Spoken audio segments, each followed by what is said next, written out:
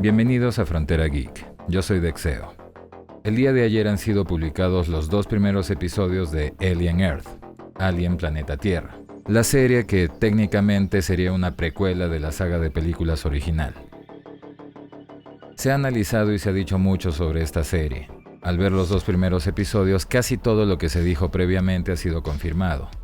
Solo han sido 2 episodios y sin embargo la cantidad de contenido que ha traído, la cantidad de temas, cuestiones a discutir son muchas. Así que hay mucho de qué hablar, pero vamos a tratar de hacer un video algo breve porque la semana pasada estuve con un poco de molestias en la garganta. Por decir un poco, estaba prácticamente hablando como los protos de StarCraft. Adun 32, My Life for Hire. Bueno, todavía puedo un poco de eso, pero hay que cuidarse, así que vamos a tratar de hacerlo lo más breve posible. Vamos a ver cómo nos sale. Para este video vamos a ir directo al grano, ir avanzando el capítulo y comentar lo que corresponda, ¿ok? Antes de entrar en los spoilers, tenemos que referir que en el aspecto visual, la serie se ve bastante bien. La ambientación, la escenografía, el diseño de producción es 10 de 10. Alien del 79, 100%. Tanto en las construcciones, en la ambientación, como en la iluminación, el juego de luces, etcétera, etcétera. Eso es un 10 absoluto e indiscutible. En lo que corresponde al CGI, pues hay escenas en donde se ve bien, hay escenas en donde no se ve nada bien, se ve bastante obvio que es una pantalla verde, pero en general me parece que es aceptable. Felizmente hay uso de efectos prácticos en las criaturas, al menos en algunas de ellas. En el xenomorfo se nota que es un efecto práctico una buena parte de las escenas, y otras han sido combinadas con CGI, las que obviamente no pueden ser hechas de la misma forma porque requieren mayor cantidad de movimiento, etcétera, etcétera, ¿no? Pero se ve bastante aceptable.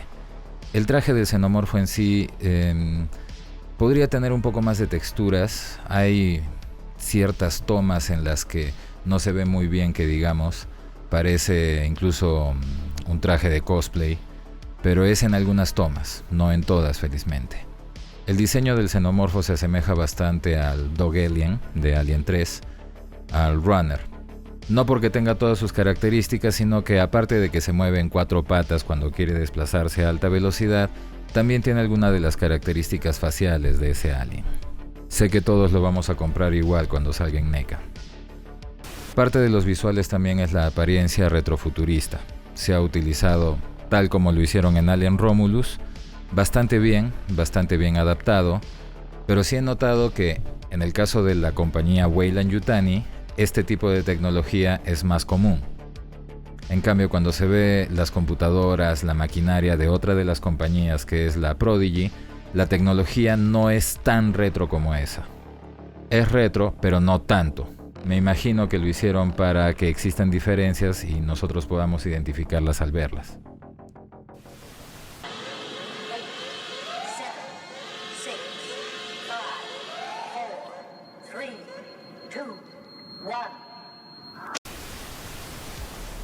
Bien, primero tenemos una introducción, un texto.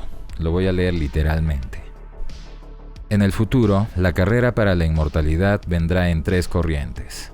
Los cyborgs, humanos cibernéticamente aumentados; los sintéticos, seres de inteligencia artificial; y los híbridos, seres sintéticos con una conciencia humana descargada en sus cuerpos.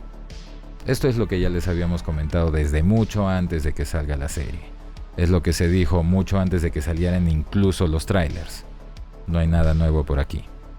Luego nos dice: la tecnología que prevalezca determinará qué corporación gobernará o dominará el universo. Particularmente hubiera preferido que la carrera corporativa, esta guerra corporativa, tratándose de Alien, se refiera pues a la carrera espacial, desarrollar mayor tecnología espacial, la capacidad de establecer colonias, la capacidad de obtener recursos y aprovechar recursos que provengan de otros planetas, etcétera, etcétera. Pero bueno, ya sabemos que aquí están yéndose por el lado de las inteligencias artificiales, y como se van a dar cuenta más adelante, esto apunta mucho a películas como Blade Runner o incluso la misma Ghost in the Shell, la original. hasta la apariencia del personaje es parecida a la de Ghost in the Shell. Ya se van a dar cuenta luego. Bueno, la fecha que nos dan es el 2120, 2 años antes de los eventos de Alien del 79. Y la siguiente toma nos muestra que la misión de la Maginot, la nave que trae estos especímenes a la Tierra, dura 65 años. Por lo que se entiende, esos 65 años ya pasaron y ellos están regresando a la Tierra ya en el año 2120. Y según lo que hablan en las primeras escenas, solamente les falta 4 meses de viaje. Y en esos 4 meses es que ocurre toda la catástrofe. La escena inicial es una...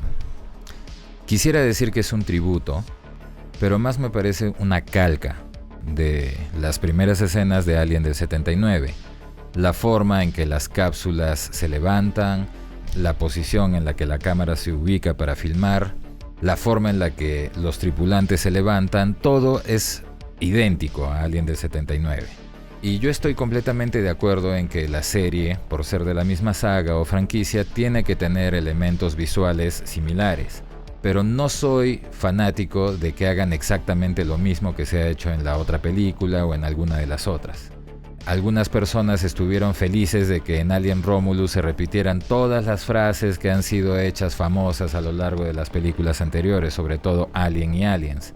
A mí particularmente me pareció que ese uso de frases hechas por otros personajes en otras películas, lo único que hizo fue quitarle personalidad a la película.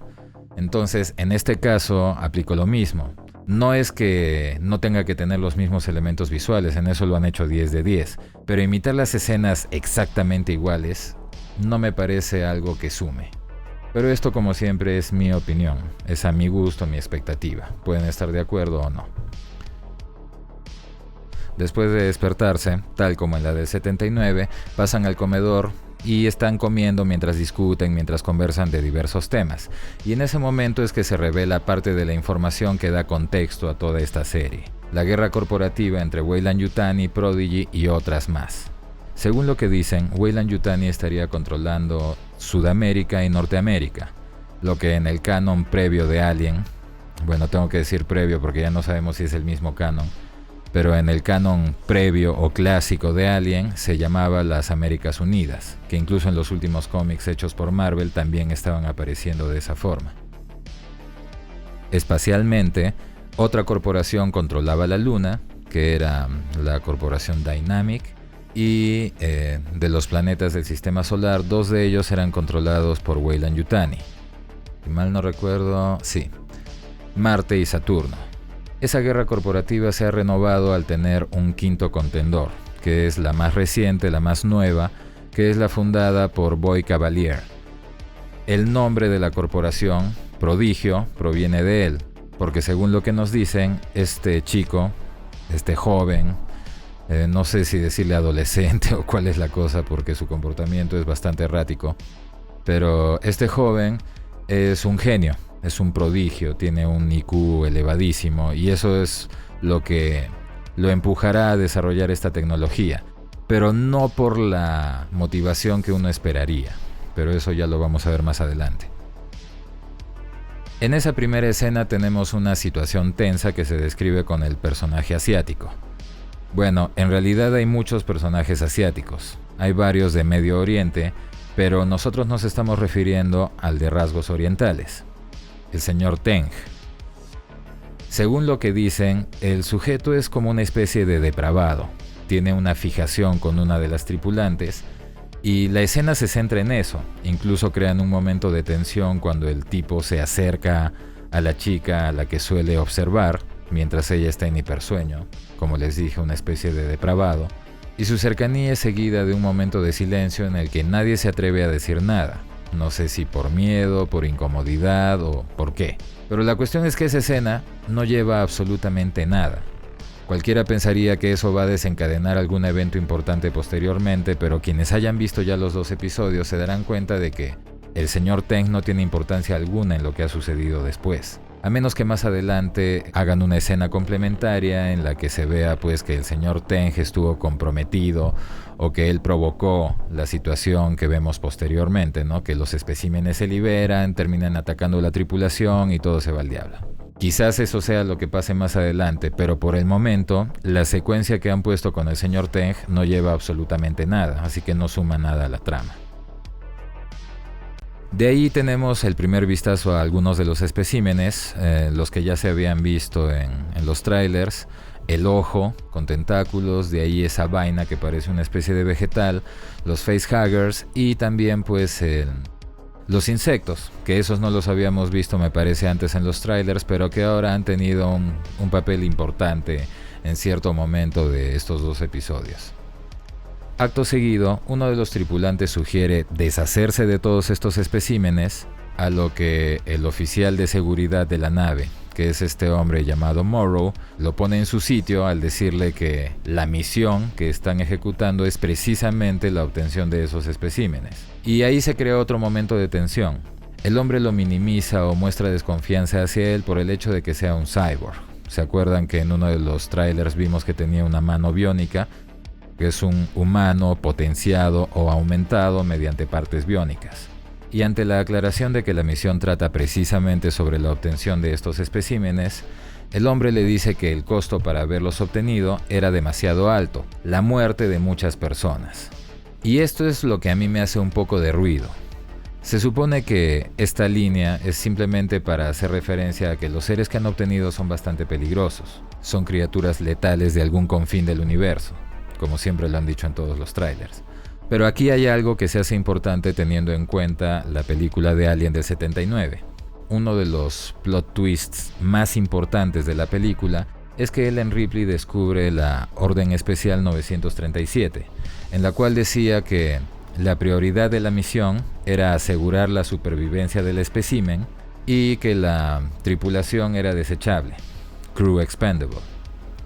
Cuando Ellen Ripley descubre esto, Ash intenta matarla, porque tenía que silenciarla, porque se supone que esto era un secreto. Por algo era la Orden Especial 937 a la que solo tenía acceso, en este caso, el oficial científico, que era Ash. Entonces, en ese momento se establece la mayor parte de la villanía de Weyland-Yutani, en que ellos estaban dispuestos a sacrificar a sus tripulantes por obtener los beneficios de las misiones. Y esto obviamente no era algo aceptable. Las reacciones de Ripley, Parker y Lambert denotan que ellos no tenían conocimiento de esas cláusulas.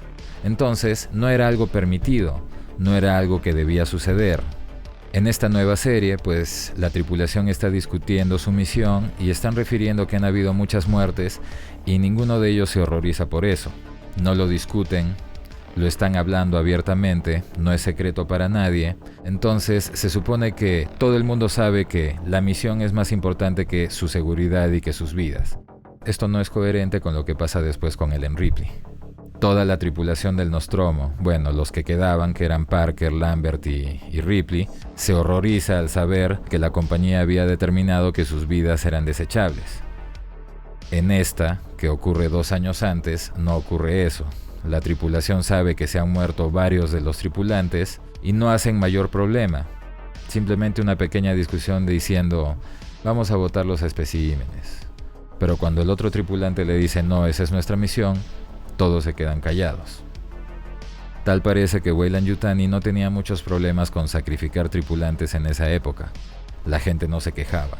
Esto le resta bastante peso a la Orden Especial 937 que Ripley encuentra. Eso es uno de los plot twists más importantes de esa película. Y ahora tiene mucho menos peso por esto. Lo único que podría ser una salvedad es que hagan una diferenciación en las condiciones o los tratos comerciales que tienen dependiendo del tipo de misión. Una misión de investigación puede tener un contexto distinto al de cargadores espaciales como eran en el Nostromo. Entonces, ojalá que hagan esa diferenciación en algún momento. ¿Qué opinan al respecto? En estas escenas vemos que tienen especímenes de ovomorfo. Y teniendo en cuenta lo que sabemos de Alien, pues el único lugar de donde lo podrían haber obtenido, y es que tienen varios, más adelante se van a ver que tienen más de uno, sería de la nave del Space Jockey en LV-426. Creo que eso ya se está haciendo evidente. A menos que se les ocurra poner otro lugar de donde también pueden obtener xenomorfos. Y con eso toda la saga original pues quedaría sin respaldo. Pero no creo que sea el caso. Para esos últimos 4 meses de viaje, pues los tripulantes regresan a sus cápsulas de criosueño. Y ahí es donde se empiezan a ver algunas escenas flashback de apenas segundos, y ni siquiera segundos, son décimas de segundo, que cuando uno lo ve a primera vista no llega a entender la imagen. Tienen que hacer como lo he hecho yo, que es poniendo cuadro por cuadro para ver fotograma por fotograma, para poder apreciar que se trata de un xenomorfo adulto que estaba cazando a los tripulantes. Y obviamente es el que causa que la misión falle y la nave se tenga que estrellar en la Tierra.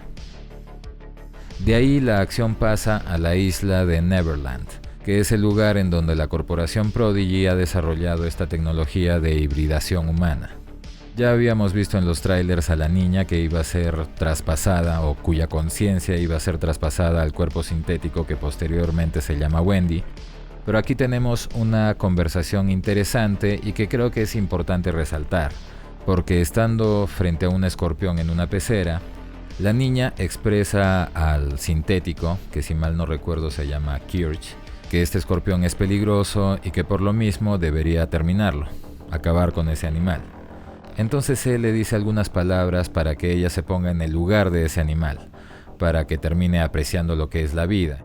Y esto tiene muchas connotaciones filosóficas con la trama central de esta serie que trata sobre la inmortalidad, la mortalidad, el nacimiento, el renacer, etcétera, etcétera, ¿no? Pero hay un sentido más específico que creo que va a tomar importancia más adelante. Puedo equivocarme, pero es mi presunción. Y es que así como ella al comienzo tiene miedo del escorpión y luego decide que su vida es valiosa y que lo dejen vivir, me parece que es posible que lo mismo suceda con el xenomorfo. Primero le van a tener miedo al xenomorfo, pero en algún momento van a pensar que así como el escorpión, también debería tener derecho a vivir y algo por el estilo. Me parece que por ahí va esto. Lo veremos más adelante. Hay que tener en cuenta que estos seres sintéticos es una conciencia humana, pero el cuerpo es sintético.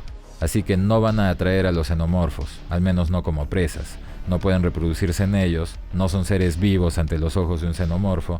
Así que quizás no les llamen la atención tal como tampoco lo hacen los sintéticos. Ya lo hemos visto en cómics e incluso en la novelización de Aliens, cuando Bishop se cruza con un xenomorfo y este alien no le hace absolutamente nada, porque para él es una máquina, es una cafetera, no es un riesgo para él. Ahora, mientras la niña está yendo al lugar en donde se va a efectuar el procedimiento, se ve a un hombre que está sellando, parece una pared, sellando el concreto. En realidad no sabemos qué es lo que está haciendo, pero la cámara se detiene en él. Y lo más extraño de esto es que en el segundo capítulo, o más adelante en el primer capítulo, no lo recuerdo bien, pero sí se le vuelve a ver a este hombre sellando el concreto y la cámara se vuelve a centrar en él. Entonces, este personaje tiene algo de importancia. Algo que aún no sabemos. Puede ser quizás un infiltrado, puede ser que lo que está haciendo significa algo, no lo sabemos aún. Pero me gustaría que recuerden a este personaje porque no creo que hayan hecho 2 escenas en las que la cámara se centra en él y que no vaya a tener ningún papel en el futuro. La conversación que la doctora tiene con el que parece ser su asistente, bueno, es otro científico, da a entender que ellos son pareja, pero que no han tenido hijos o no quieren tenerlos o algo así. Pero lo importante es que son pareja. De ahí aparece Peter Pan en sus pantallas, y es evidente, la isla se llama Neverland, la tierra de nunca jamás. Ella es una niña que va a ser traspasada a un cuerpo sintético que nunca va a envejecer, pero su conciencia, bueno, no sabemos si es que ella va a llegar a madurar emocionalmente, porque más adelante nos dicen de que ellos no pueden generar hormonas y que están intentando replicarlas. No sabemos si lo harán más adelante, pero por el momento no pueden hacerlo. Entonces la maduración de la niña, digamos sentimentalmente hablando, quizás nunca llegue. Por lo tanto son los niños que nunca crecerán. Y eso hace que más adelante a todo el grupo, porque llegan más de ellos y les hacen el mismo experimento, pues los empiezan a llamar The Lost Boys, los niños perdidos, que son los niños que no crecían en la historia de Peter Pan. De esta misma historia es que ella elige su nombre, y yo no recordaba que la niña protagonista dentro de la historia de Peter Pan, pues precisamente se llamaba Wendy. Ponen en claro que el procedimiento que estaban por efectuar era secreto. La familia de Wendy no tenía idea de lo que iba a ocurrir con ella. A ellos les iban a decir que ella fallecía. Después de la transformación o después de, digamos, la transferencia de su conciencia, vemos una primera escena de ella ya despierta en la que está pues en una especie de risco, en la ladera de una montaña, y una montaña sumamente empinada. No nos explicamos cómo es que ella ha llegado hasta ese punto hasta que la vemos bajar. Y entonces ahí entendemos pues que ella tiene habilidades superhumanas por el cuerpo sintético en el que está contenida. Tanto así que puede lanzarse desde 300 o 400 metros de altura hasta el suelo y no sufrir ningún tipo de daño, y todavía sonreír y luego ponerse a correr. Bueno, son reacciones de niños, ¿no? Y eso es correcto porque estamos hablando de niños. Ahora, la selección de este tipo de personajes para este tipo de historia es lo que a mí me parece cuestionable, pero eso lo veremos después. Más adelante vemos que Wendy se entrevista con Kirsty, con la doctora que es responsable del proyecto, y ella señala sentirse incómoda o sentirse confundida por el hecho de tener busto. Y bueno, es algo normal, es una niña en el cuerpo de una adulta, y ahí ellos mismos le hacen ver pues de que está en el cuerpo de una adulta, o sea que la idea de tener un cuerpo andrógino la dejaron de lado, felizmente. En ese momento se da lo que les comentamos antes.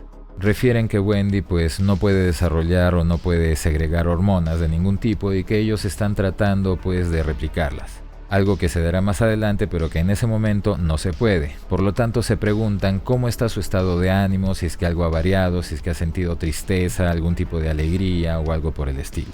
La discusión hace que Kirsch diga, dejemos de aparentar, ella ya no es humana. Y en ese momento ella misma pregunta pues, si no es humana, ¿qué es? Y ellos le dicen, lo que tú quieras ser.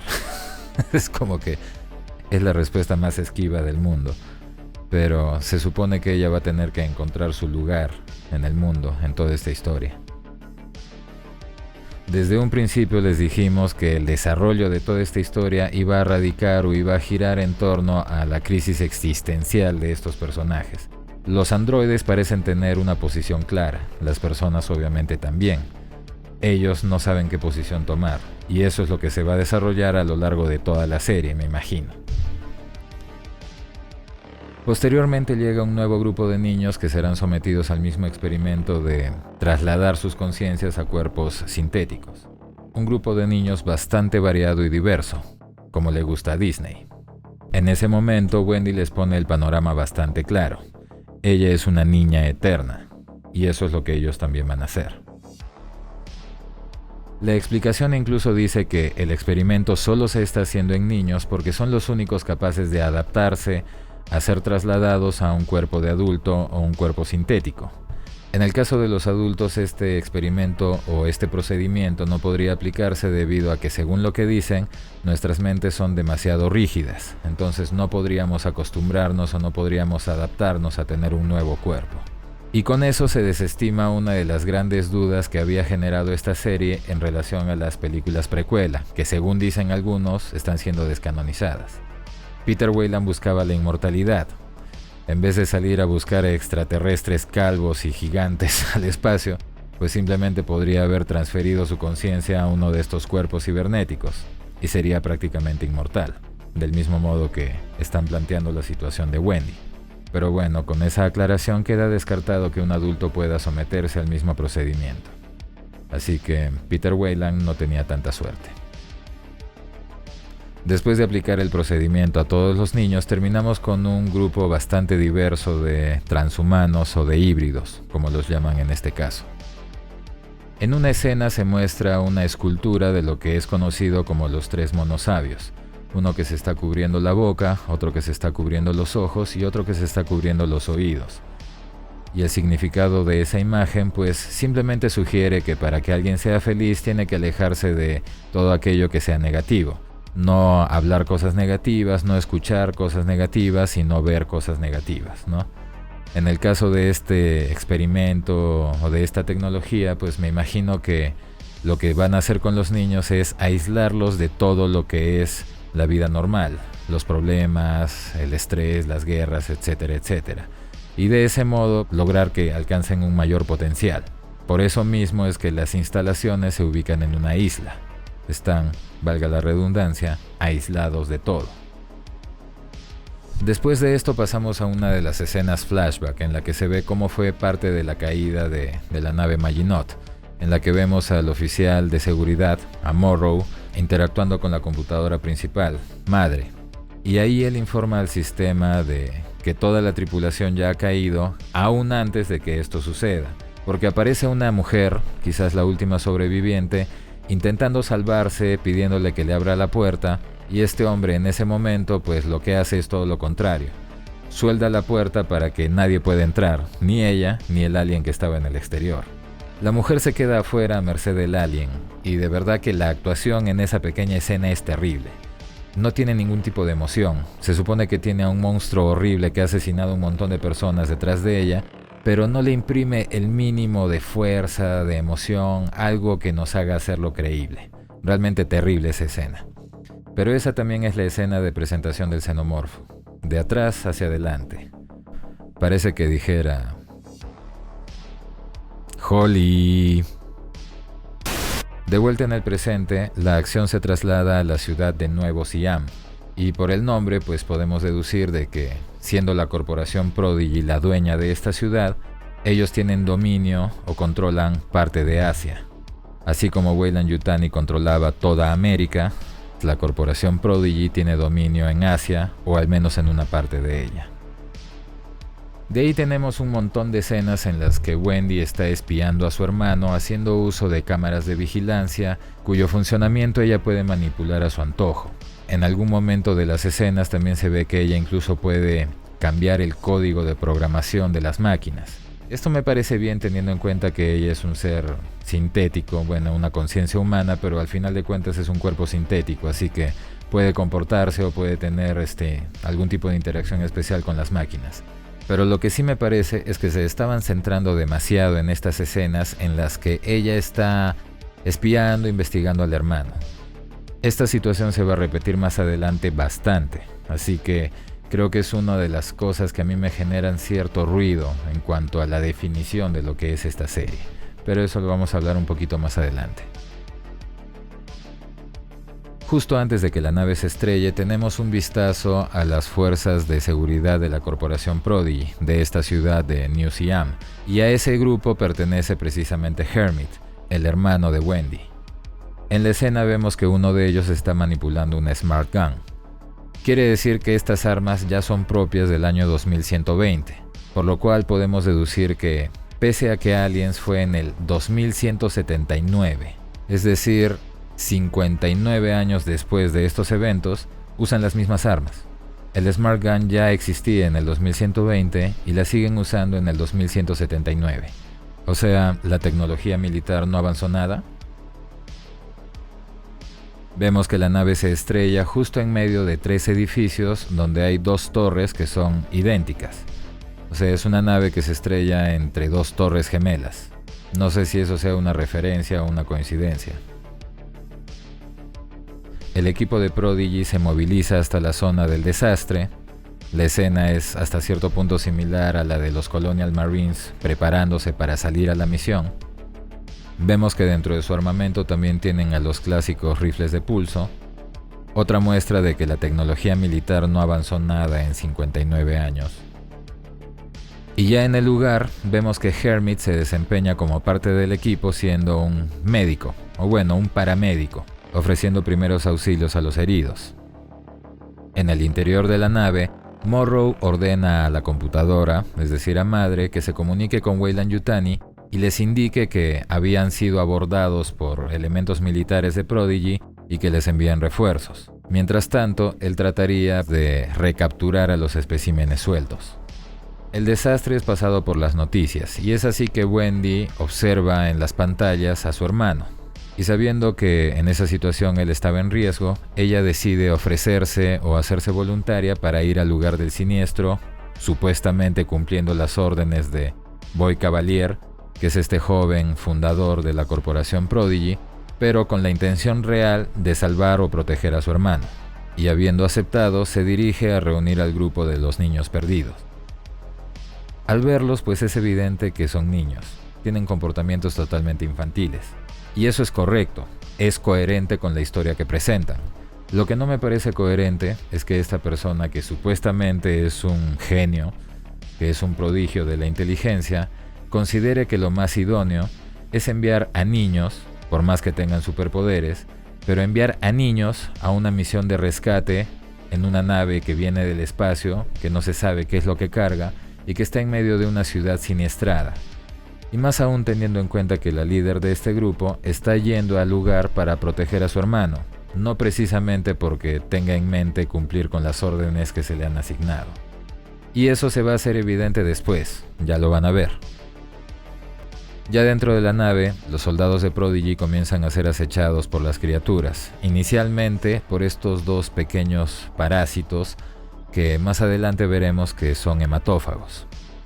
Precisamente esos dos soldados son encontrados y sorprendidos por Morrow, y él, teniendo una agenda propia, los amenaza y los fuerza a esposarse en el suelo.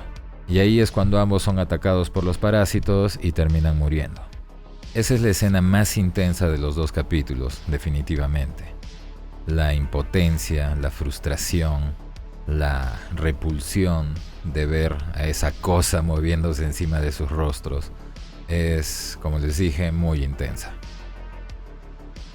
Mientras se dirigen al lugar del accidente, Wendy y el androide tienen una conversación en la que le dice que los seres humanos antes eran comida, o sea que eran presas de criaturas que eran más fuertes y más grandes, que teníamos un lugar inferior en la cadena alimenticia, pero que gracias a que nuestros cerebros se desarrollaron, pudimos hacer herramientas, armas, tecnología, y ahora incluso tenemos la capacidad de salir al espacio.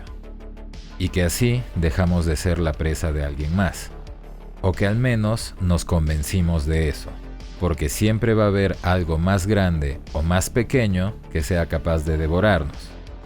Y eso lo dice como que él supiera a qué es lo que se van a enfrentar al llegar a la nave. La conversación, sin embargo, apunta más al tema nuevamente de la mortalidad, porque él lo está diciendo en relación al hermano de Wendy, para que ella se prepare a lo que podía encontrar una vez que llegaran, que él haya sido consumido, cazado, que haya muerto por alguna circunstancia. Ella, sin embargo, teniendo en cuenta que es prácticamente inmortal, en su experiencia propia, piensa que puede vencer a la muerte, y por eso le dice que ella va a salvar a su hermano, con mucha firmeza. Como les dije, el tema de la mortalidad, la inmortalidad y otros similares son constantemente referidos en las conversaciones.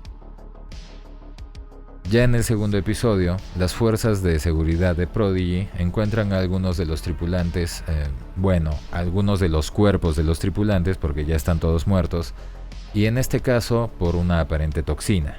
No se sabe cuál de las criaturas que hemos visto hasta el momento son capaces de envenenar a sus víctimas, quizás la que no se ha visto aún. Pero también se ven los registros, incluso el registro de video de una operación, a una persona que tenía algo en la garganta. Obviamente es la próbosis o probóscide del facehugger que se había adherido a su rostro.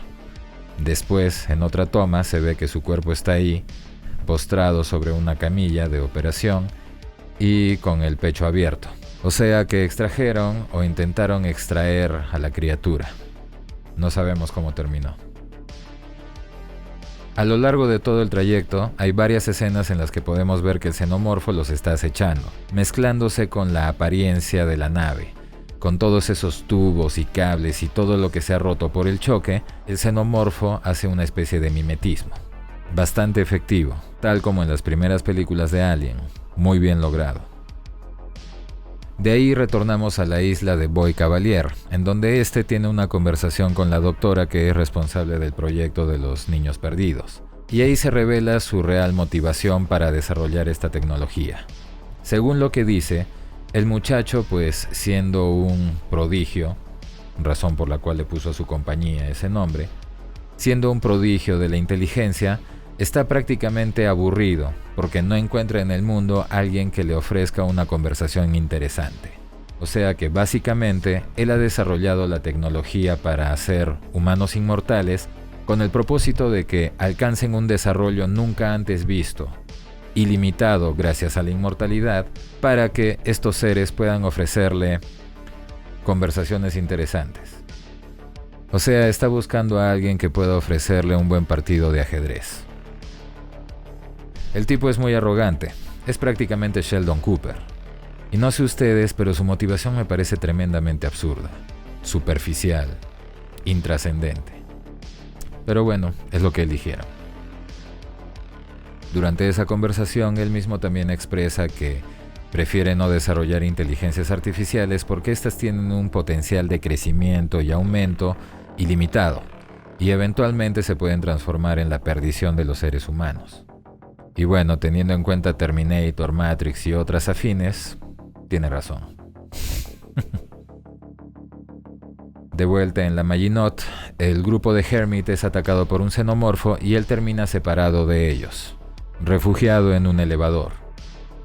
Ahí tenemos un flashback en el que se revela que Hermit había pedido su retiro para poder acceder a la escuela de medicina, y este le fue denegado debido a que la propia Wendy, su hermana, haciendo uso de las conexiones que tenía con la tecnología y la inesperada habilidad de reprogramar el código en las máquinas, manipula la respuesta para evitar que él se vaya y poder seguir vigilándolo. Y esto pesa en la conciencia de Wendy. Su hermano está en una misión riesgosa porque ella le negó el retiro, prácticamente. Al llegar al lugar, Wendy detecta un sonido particular, algo que parece molestarle y que al mismo tiempo solo ella puede escuchar. Los demás, pese a ser híbridos como ella, no pueden oírlo. Al informarse sobre la situación, Wendy decide hacer lo que a ella le parece, sin obedecer las órdenes de Kirch, y se va en busca de su hermano en compañía de uno de sus compañeros, mientras que el resto es conducido por Kirch hacia la nave para cumplir las órdenes que les había dado Boy Cavalier. Y mientras tanto, este último tiene una tensa conversación con Yutani, la mujer que al parecer es el CEO de la corporación Weyland-Yutani. Según el lore original de Alien, después de la muerte de Peter Weyland, su compañía es absorbida por la corporación Yutani. Esta mujer sería la directora de la compañía resultante, es decir, la fusión de las otras dos. Claro que no sabemos si esto es así, teniendo en cuenta que se dice que las dos precuelas de Ridley Scott están saliendo fuera del canon con esta serie, pero de eso vamos a hablar un poquito más adelante. Como les dije antes, este personaje de Boy Cavalier tiene un comportamiento muy errático, muy extraño. Por momentos se parece un poco al Lex Luthor de Batman v Superman, pero ese Lex Luthor tenía un propósito que era hacer referencias a los cómics originales de Superman, en los que Lex Luthor era un científico loco. No era el pelado calculador de siempre, sino era un científico loco con el pelo naranja. Entonces, ese Lex Luthor tenía de dónde salir, pero el diseño de la personalidad de este personaje es un poco extraño. No entiendo por qué lo han hecho de este modo. Para los que ven anime, creo que también les recordará al personaje de L, de Death Note. Siempre descalzo, con los pies sobre la mesa, sentado en posiciones extrañas, o como él, sosteniendo la tablet con los pies. Es bastante extraño en verdad. Quizás él sea el primero de los de su tipo, es decir, que él podría ser un niño atrapado en un cuerpo adulto sintético. Quizás esa sea una revelación que se haga después y eso explicaría su comportamiento. Quizás. En la discusión que tienen, muy falta de estrategia, Yutani le revela que la carga de aquella nave es importante para ella, y con eso despierta su curiosidad y ambición. Entonces, él no solo le niega el acceso a su ciudad para recuperar los bienes que estaban en esa nave, sino que también ordena que sus equipos recuperen la carga. Mientras tanto, el grupo de Kirsch encuentra a otra de las criaturas, aquella que parece una planta. El grupo se separa y mientras unos lo vigilan, los otros van en busca de algún objeto que les permita capturarlo. Y es así que ese grupo termina encontrando a los parásitos hematófagos. No interactúan con ellos, las criaturas huyen, habiendo dejado los dos cadáveres de los soldados en el lugar, y más adelante encuentran a un gato. El gato que se veía en la campaña de marketing y promoción de la serie había caído presa de otra de las criaturas que transportaban, en este caso el ojo. El animal estaba con la columna rota y sin embargo todavía se movía. Quiere decir que este pequeño parásito con forma de ojo con tentáculos puede tomar control de un cuerpo y hacerlo moverse aún estando sin vida. En este punto es a lo que me refería con que no era correcto enviar a niños a una misión para adultos. Y es que el bicho los ataca y ninguno reacciona de la manera correcta. Uno de ellos se aferra a la pared asustado, la otra alumbra con la linterna sin hacer nada, y una de ellas, la que es atacada, aunque es poseedora de un cuerpo sintético fuerte y poderoso, simplemente lucha con la criatura evitando que ésta se le adhiera al rostro, cuando lo más probable es que haya podido destruirla con simplemente apretar los dedos. Por eso es que es absurdo enviar a seres como estos a una misión, porque aunque tengan cuerpos capaces de hacerlo todo, sus mentes no están preparadas para eso, no tienen los reflejos, no tienen la preparación, no tienen dominio de estrés, no tienen entrenamiento, no tienen opciones. Y es inverosímil que una de las personas más inteligentes del mundo haya considerado que esto era buena idea.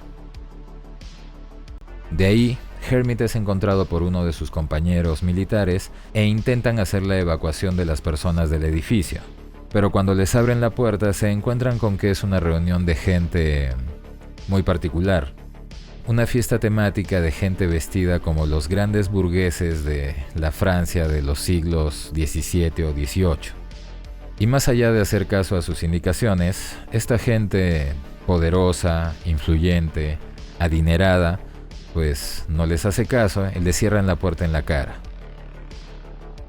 En un momento previo, cuando recién ocurre el accidente de la nave, Boy Cavalier da las indicaciones de que salven a la gente, pero que salven primero a los ricos. Eso lo dice claramente, todo el mundo lo puede escuchar. Y ahora presentan esta situación en la que la gente fuerte o la gente adinerada, digamos la clase social superior, pues no hace caso de las indicaciones y hace lo que le parece, lo que le da la gana. O sea, están encima de la ley. Y esto es obviamente una crítica social, no solo al corporativismo, sino también al conflicto de clases. Y eso lo hacen aún más evidente al vestir a estas personas que hacen lo que les da la gana, como los burgueses del siglo XVII o XVIII. Aquellos que oprimieron al pueblo hasta que éste se alzó y terminó haciendo una revolución. Creo que todos podemos comprender la intención de este añadido. Pero lo que falta comprender es qué suma eso a la historia de Alien. No es suficiente ya con los temas filosóficos sobre el alma, la mortalidad, la inmortalidad, las inteligencias artificiales, etcétera, etcétera. Hermit y su compañero son atacados en ese momento por el xenomorfo. El soldado es asesinado de una manera terriblemente violenta. Y después de eso, la criatura ingresa en el salón de esta fiesta de los burgueses y acaba con todos ellos. No se ve cómo es que lo hace, pero cuando Hermit ingresa en el salón, encuentra todos sus cuerpos deshechos, en pedazos, mutilados, etcétera, etcétera. El salvajismo del alien está siendo representado, creo yo, de una forma que nunca antes ha sido hecha. En esta lo ponen como un ser mucho más salvaje y agresivo. Se parece mucho más a la representación de Alien Covenant, el praetomorfo. Claro que no sabemos si esa película seguirá siendo canon. Antes de que Hermit sea asesinado por el alien, aparece Morrow, y con un arma de electricidad noquea tanto al alien como al hombre. Utiliza su arma para cubrir a la criatura con una especie de película bioorgánica y con eso la transporta, la arrastra. Pero su intento de escape es interrumpido por otro grupo de soldados. Y aunque él se rinde, los soldados son masacrados cuando el xenomorfo despierta y se libera. Una vez más, no vemos la violencia directamente, pero vemos el resultado. Y el alien es un carnicero. Lo que sí es bastante extraño es que a Morrow no lo ataca. Se le acerca, lo siente, quizás hasta lo huele, pero lo deja vivir.